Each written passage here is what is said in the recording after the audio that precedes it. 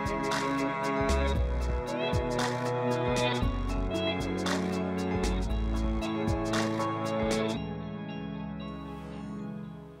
à tous, bienvenue à cette session extraordinaire du Conseil municipal de l'Anse-Saint-Jean, ce 16e jour du mois de septembre 2020.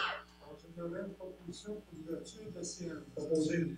Bacôté, appuyé par M. Victor Hugo. Donc, je fais la lecture de l'ordre du jour. Donc, l'ouverture de la séance, 2, lecture et adoption de l'ordre du jour, 3, dépôt et acceptation des états financiers 2019, 4, période de questions, 5, revue de la séance. Est-ce que j'ai un proposeur pour M. Martel, votre microphone. Est-ce que j'ai un proposeur pour adopter l'ordre du jour? M. Anicette Gagné, appuyé par M. Éric Thibault. Alors, concernant le point 3 pour l'acceptation des états financiers 2019, je demanderai au directeur général, M. Jonathan Desbiens, de nous en faire la présentation. Oui. Alors, bonjour à tous. Au niveau du rapport financier, comme on le sait, c'est des rapports qui sont quand même assez volumineux. Là. Le présent rapport fait 92 pages. Ce qu'on va essayer de faire ce soir, on va essayer d'être quand même concis et de présenter les informations les plus essentielles pour bien comprendre qu'est-ce qui s'est passé en 2019, puis essayer en même temps de le vulgariser, d'être le plus clair possible. Donc, si on commence, on vous présente un peu le rapport des auditeurs. Donc, c'est la firme Mallette qui a procédé à la vérification, à l'audition du rapport financier. On constate qu'on a une opinion qui est avec réserve.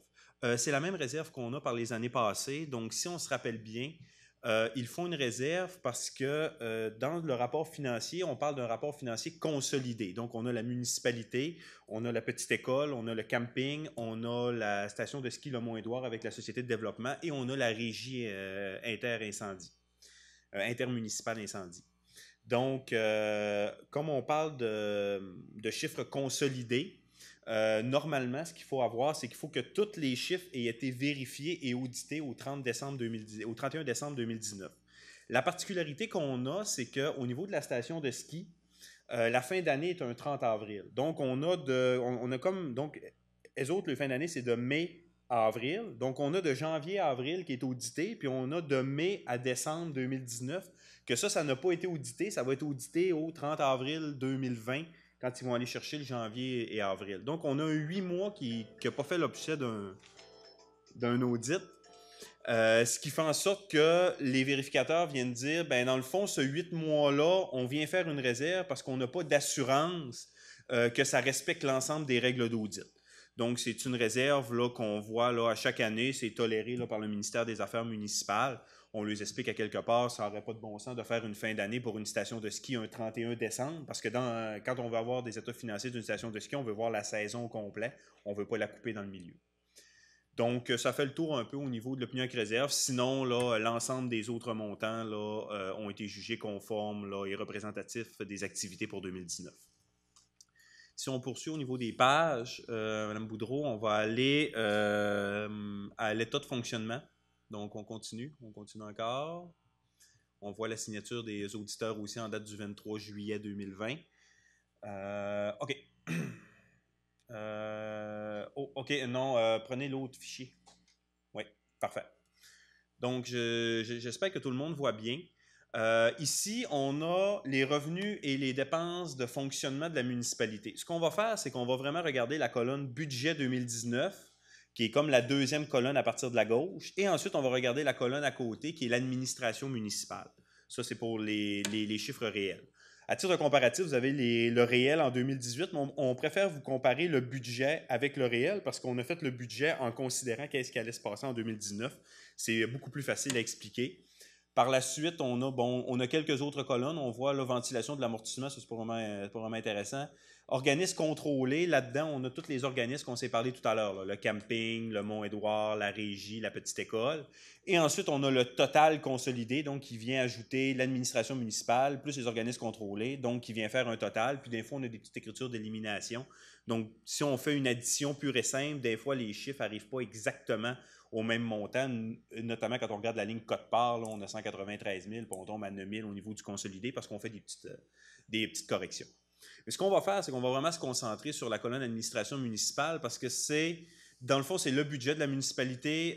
Quand vous payez vos taxes municipales, vos taxes servent à payer le budget de l'administration municipale. Donc, c'est vraiment sur ces chiffres-là là, qu'on va venir expliquer là, ce soir, dans le fond, qu'on va venir rendre compte là, des résultats.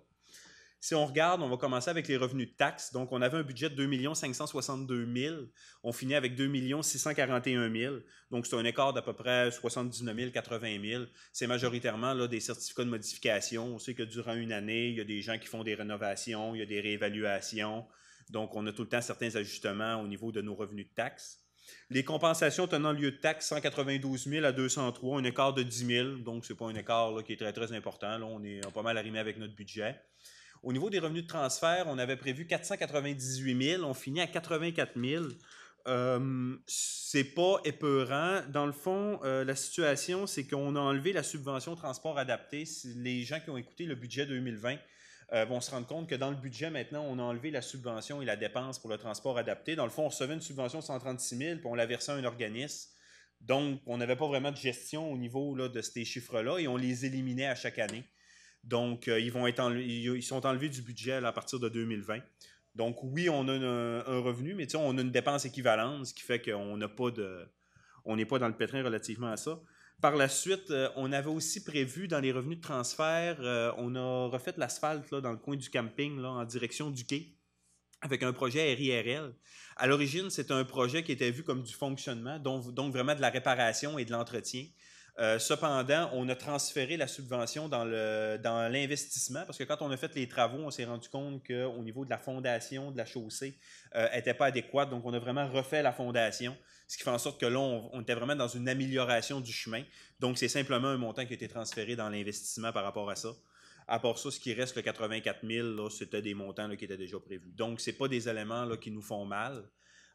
Ensuite, dans les services rendus, on a 1 524 000, là, on tombe à 1 579 000. Majoritairement, pourquoi est-ce qu'on a des gros montants comme ça dans les services rendus? Parce qu'on a les honoraires de gestion au niveau du camping et du Mont-Édouard.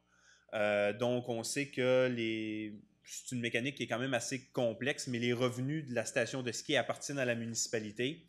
Et par la suite, nous, on le paye des honoraires de gestion qui sont équivalents. Donc, quand la station de ski fait un petit peu plus d'argent, ça vient se refléter là, au niveau de nos services rendus. Dans l'imposition de droits, on avait 42 500, on finit à 101 000. C'est majoritairement dû à la hausse des droits de mutation. Donc, quand les gens achètent une nouvelle maison, il y a tout le temps la taxe de bienvenue là, qu'on appelle. On a vraiment eu une taxe de bienvenue qui a été très, très élevée là, pour 2019. Là, on a eu une hausse de 55 000 relativement à ce qu'on avait prévu au budget. C'était jamais arrivé avant là, au niveau de la municipalité. Donc, ça a été une belle surprise. Amende et pénalités, 500 $, 1539, c'est des petits montants. Autres revenus d'intérêt, 16 000, on passe à 31 000. On a eu un petit peu plus de retard là, au niveau là, de certains arriérés. Autres revenus, 55 000, on finit à 92 000. Dans le fond, encore une fois, dans les autres revenus, là, je vous dirais que c'est beaucoup des... on a un petit peu de vente de terrain là-dedans, puis on a certaines refacturations, là, des fois, avec des organismes contrôlés. Donc, au niveau des ventes de terrain, on les avait évaluées peut-être un petit peu plus à la baisse, parce que là, les 65 terrains, le développement au Mont-Édouard, ça commençait à être un petit peu plus difficile. Cependant, on a quand même réussi à vendre, je vous dirais, pas mal tout ce qui restait de terrain là, directement en 2019, ce qui fait qu'on a monté un petit peu là, à 92 000. Si on continue par la suite, on a l'investissement. Je vais passer l'investissement parce qu'on va avoir un tableau là, qui va venir parler spécifiquement de cette catégorie-là. Maintenant, on tombe aux charges. Donc, les charges, c'est les dépenses. Si on regarde, on voit dans l'administration générale, encore une fois, là, je regarde la deuxième colonne, c'est notre budget, et la troisième colonne, c'est notre réel. Donc, dans l'administration générale, là, on parle vraiment, là, tous les bureaux, etc. On avait un budget de 553 000, on finit à 565 000, donc une variation de 12 000. Là, on est pas mal arrimé avec notre budget. Pour la sécurité publique, on avait prévu 347 900, on finit à 380 000. Majoritairement, là, au niveau de la régie incendie, on a eu un petit peu plus de frais, notamment, là, il y avait un déficit en 2017 là, qui ont commencé là, à nous facturer les quotes-parts en 2019 et 2020, là, que ça n'avait pas été prévu au budget. C'est une information qu'on a eue dans le courant de 2019. Donc, c'est venu justifier un petit peu l'écart. Au niveau du transport, on avait un budget de 896 000, on tombe à 428 000 de dépenses. C'est la même chose qu'au niveau des revenus tout à l'heure. Je vous expliquais, dans les revenus, on a enlevé un 136 000 au niveau du transport adapté, puis on a enlevé là, à peu près un 270 000 au niveau là, de l'asphaltage qu'on avait fait. Mais c'est la même chose. On ne les avait pas dans des revenus réels, ben là, on ne les a pas dans les dépenses réelles. Ça revient au même. Là. C'est pour ça que je vous disais là, que ça ne fait pas nécessairement mal. Au niveau santé et bien-être, 14 000, c'est un petit montant. Aménagement, urbanisme et développement, donc 500 987, on finit à 500 219, donc on est totalement arrimé avec le budget. Dans loisirs et culture, on a 1 820 552. On monte à 2 437 384. Donc, pourquoi est-ce qu'on a une hausse? Si je regarde un peu, on a une hausse de 616 000. C'est tout simplement, on se souvient qu'on a fait 2 règlements d'emprunt. On va le voir tout à l'heure en 2019. Un règlement de 500 000 et un règlement de 400 000. Le règlement de 400 000 était pour le projet de 2,4 millions au Mont-Édouard. Le règlement de 500 000 était pour faire un rajustement de liquidité et gérer certaines intercos avec la station de ski. Donc ça a été 2 subventions de fonctionnement qu'on a faites au niveau de la station de ski. Donc, on a notre 500 000 là, qu'on a pris la pilule là, cette année. Et dans le 400 000, il restait un montant de 105 000 à constater. On avait constaté un 294 000 l'année passée. Il reste un 105 000 cette année. Donc, ce qui vient faire un peu là, notre 600 000. Oui, on a une hausse, mais ça va être compensé là, par le financement là, des activités de fonctionnement là, qu'on va voir un petit peu plus loin, dans lesquelles on vient compenser là, cet écart-là avec le règlement d'emprunt. Par la suite, on a les frais de financement. Les frais de financement, on avait prévu 160 000, on a fini à 140 000. On avait plusieurs marges de crédit. On va le voir un petit peu plus loin là, quand on va expliquer là, les écarts, mais on a fait un bon travail au niveau des marges de crédit et au niveau du financement à long terme là, pour être capable de récupérer certains frais. Donc, on a pu récupérer à peu près un 15-20 000 là, comparativement à ce qu'on payait. Et ensuite, l'amortissement des immobilisations, ben ça, c'est un montant qui va être éliminé un petit peu plus bas. Donc, si on regarde strictement comptable, on voit qu'on finit avec un déficit de 212 455. Ce n'est pas le déficit réel. On doit faire maintenant une conciliation fiscale pour se ramener sur base de taxation municipale. Donc, si on poursuit par la suite, donc on avait notre déficit, là, si on regarde la troisième colonne, 212 455, on enlève les revenus d'investissement. Donc, dans la catégorie que je vous ai dit tantôt que j'allais sauter, on avait des revenus de 496, on les enlève. Par la suite, on enlève l'amortissement des immobilisations, les produits de cession, les gains sur cession, coût des propriétés vendues. Ce pas des montants là, qui sont nécessairement majeurs. On voit que les 260 000 s'annulent. L'amortissement, on l'avait tantôt en haut, on l'enlève. Donc, c'est un effet qui s'annule aussi. Coût des propriétés vendues, ce n'est pas nécessairement majeur. C'est les propriétés, là, c'est le prix que nous autres, on a payé là, pour les 65 terrains là, qu'on doit venir ajuster. Quand on tombe dans le financement à long terme des activités d'investissement, on voit 900 000. C'est le montant que je vous parlais tout à l'heure.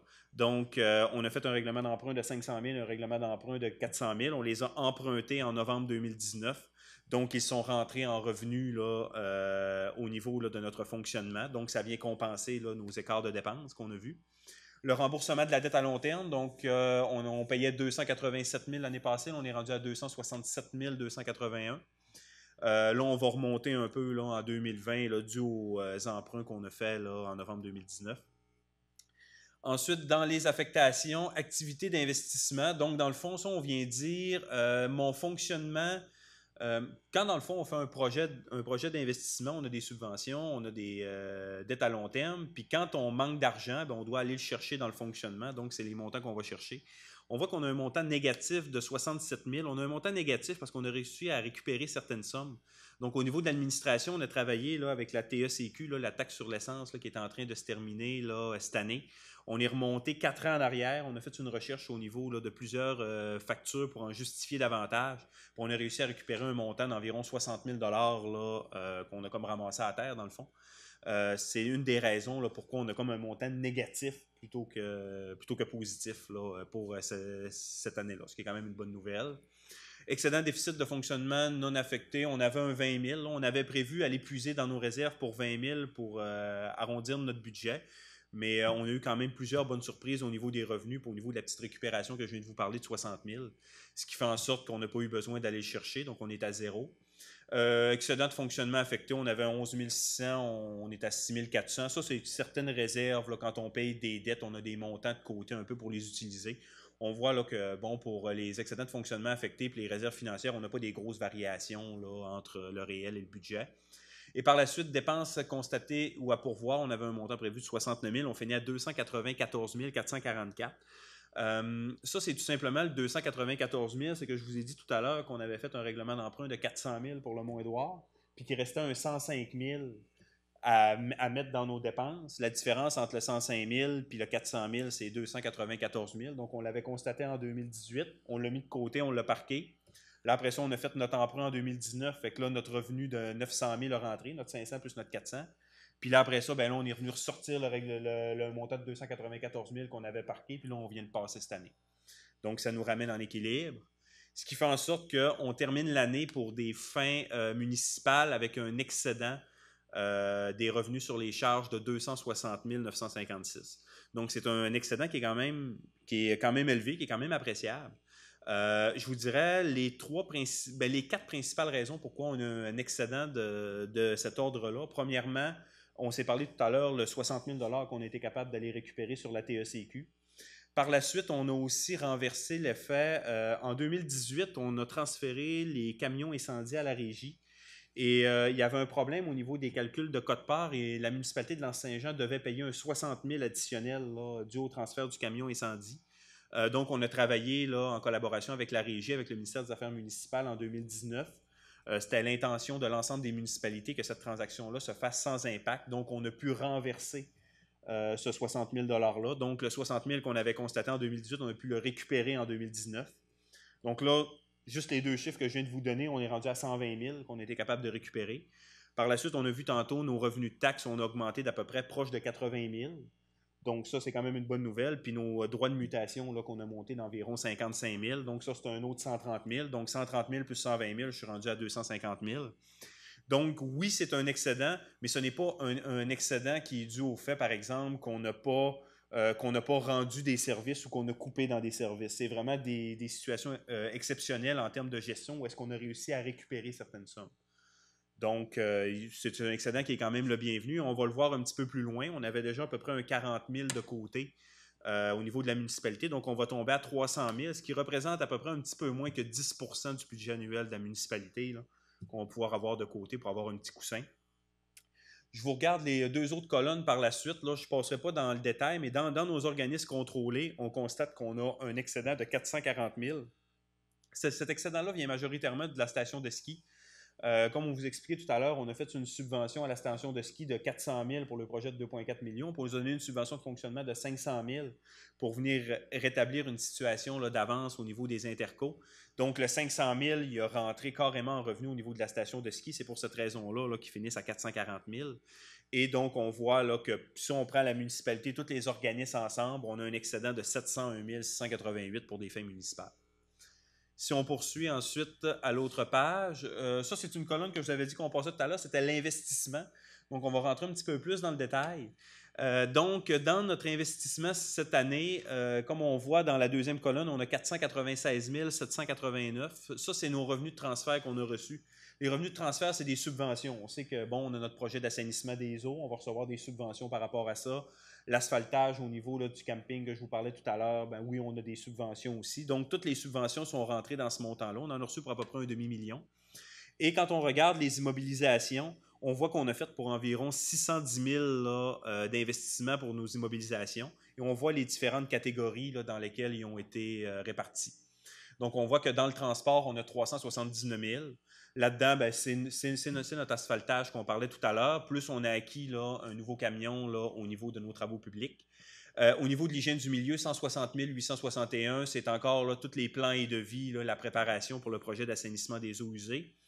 Aménagement, urbanisme et développement, 8 400, c'était des frais, là, c'est pour la borne électrique là, qui a été installée à la halte routière. Il restait là, un petit montant là, à régler là, au mois de mars 2019. Qui est majoritairement l'aménagement là, autour de la borne.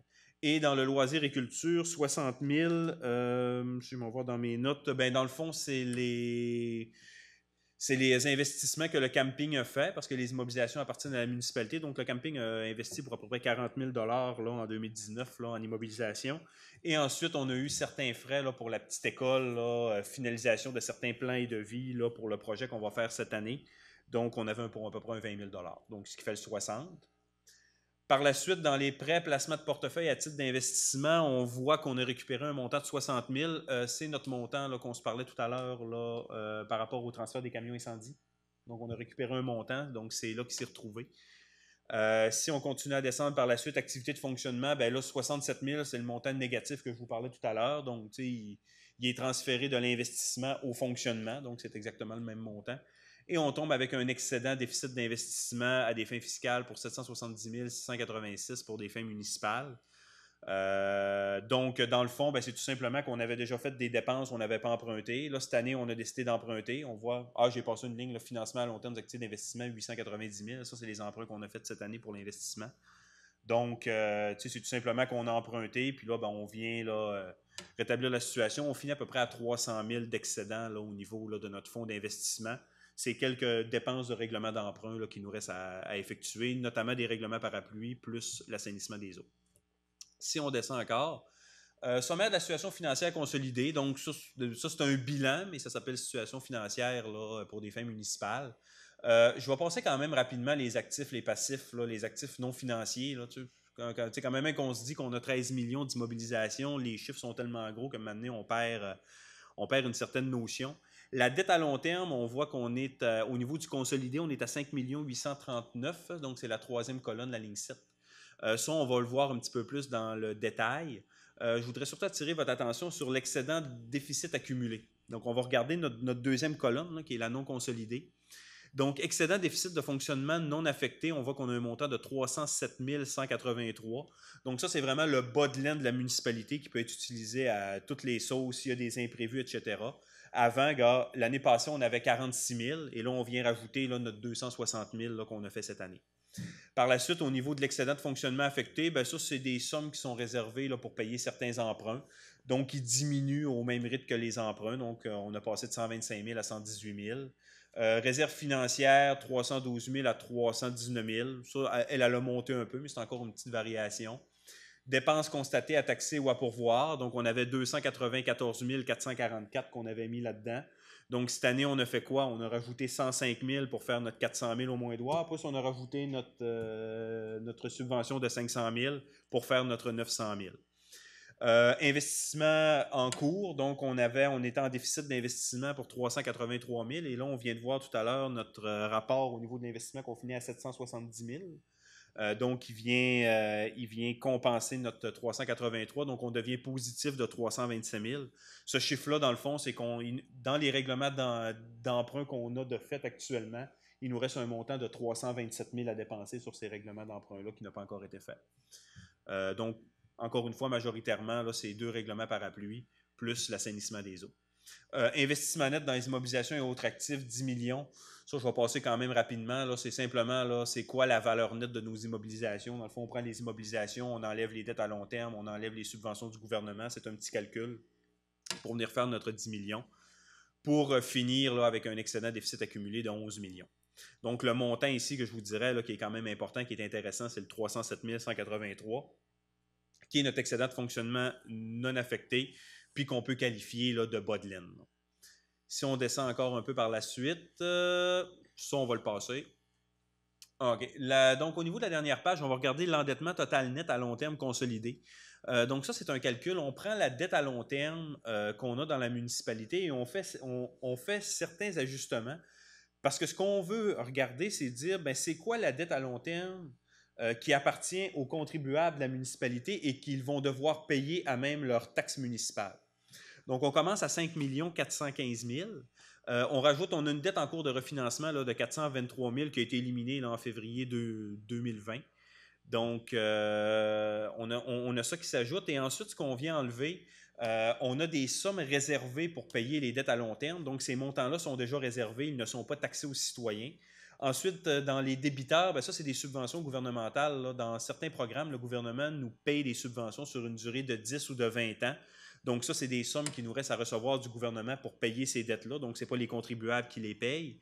Et ensuite, on a un montant non utilisé d'emprunt à long terme contracté. Comme je vous disais tout à l'heure, c'est le 327 000. Là, on a fait des emprunts. Il reste un 327 000 à dépenser sur ces emprunts-là. Donc, on vient l'enlever, ce qui nous donne un chiffre de 4 000, on va l'arrondir à 4 600 000. Donc, ça, c'est vraiment le montant de dette qui est affecté aux contribuables et que les contribuables, sur une période entre 20 et 40 ans, vont être appelés à payer là, à même leur compte de taxes. Donc, suivant ça, moi, ça fait pas mal le tour au niveau de la présentation. Je ne sais pas si vous avez des questions ou si M. le maire veut faire...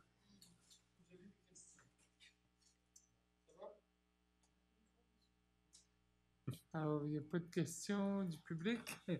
On n'a pas de public, mais on n'avait pas de questions non plus sur Internet, madame. On a eu un problème technique sur Facebook.